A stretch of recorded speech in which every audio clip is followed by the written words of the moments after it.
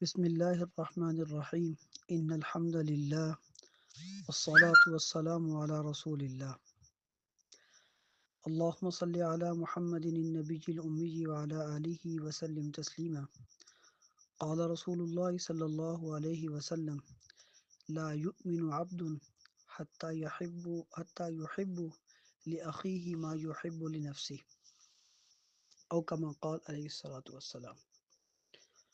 حدیث مبارکہ کا ترجمہ یہ ہے، کوئی شخص اس وقت تک کامل مومن نہیں ہو سکتا جب تک اپنے بھائی کے لیے وہی پسند نہ کرے جو اپنے لیے پسند کرتا ہے۔ اس حدیث کے شروع میں لا یؤمن عبد لکھا ہوا ہے، جس کا مفہوم یہ ہے کہ کوئی شخص مومن نہیں ہے۔ اس سے یہ مراد نہیں ہے کہ یہ ایمان کی نفی ہو رہی ہے، بلکہ کمال ایمان کی نفی ہو رہی ہے۔ جیسے بسا اوقات کہتے ہیں یہ تو انسان ہی نہیں ہے، حالانکہ سامنے بندہ انسان ہوتا ہے، تو اس کا مطلب یہ ہوتا ہے کہ اس کی حرکتیں ایمان والی نہیں ہیں، ٹھیک ہے، انسانوں والی نہیں ہے تو یہ انسان نہیں ہے۔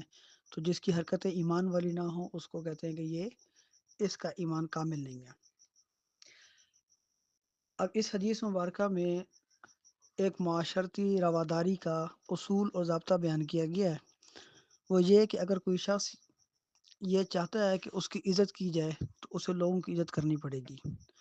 وہ یہ چاہتا ہے کہ مجھے کوئی نقصان نہ پہنچائے تو پھر اسے لوگوں کو بھی نقصان سے بچانا پڑے گا۔ تو جب اپنے لیے وہی چیز پسند کرے جو دوسروں کے لیے پسند کرتا ہے تو معاشرے میں بہت ساری برائیاں ختم ہو جائیں گی، جیسے تکبر ختم ہو جائے گا، اسلامی اخوت مضبوط ہوگی، رواداری پیدا ہوگی، دوسروں کے حقوق کا خیال رکھے گا، اس کا حسد مر جائے گا۔ تو اس سے بہت سارے جو ہے معاشرتی فوائد ہوتے ہیں۔ تو نبی علیہ الصلوۃ والسلام کے اس ارشاد میں یہی بات ہے کہ کوئی شخص اس وقت تک کامل مومن نہیں ہے جب تک کہ وہ اپنے بھائی کے لیے وہی پسند نہ کرے جو اپنے لیے پسند کرتا ہے۔ اس سے دوسرا مفہوم یہ بھی نکلتا ہے کہ جس چیز کو یہ ناپسند کرتا ہے اسے دوسروں کے لیے ناپسند کرے۔ اسے کہتے ہیں متبادل الفام، ذہن فوراً دوسری بات کی طرف، دوسرے مفہوم کی طرف منتقل ہوتا ہے۔